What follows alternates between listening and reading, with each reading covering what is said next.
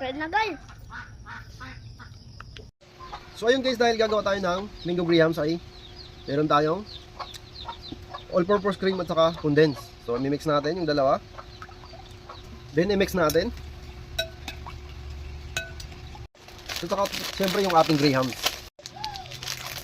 So yan, lagay na natin yung ating grahams.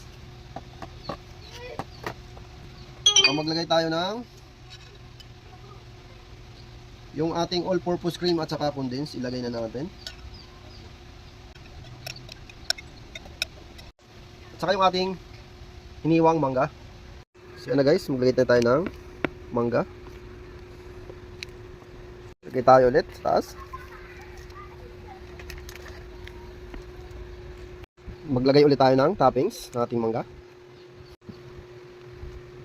So yun na guys, pwede tayo mag-add ng ating condense. Patakan natin.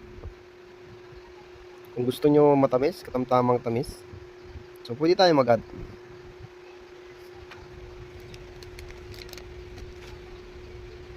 At saka lagyan natin ng dinurog nating grahams para mas masarap, mas makapal yung ating grahams. Ayun, takpan na natin. Lagyan natin sa freezer.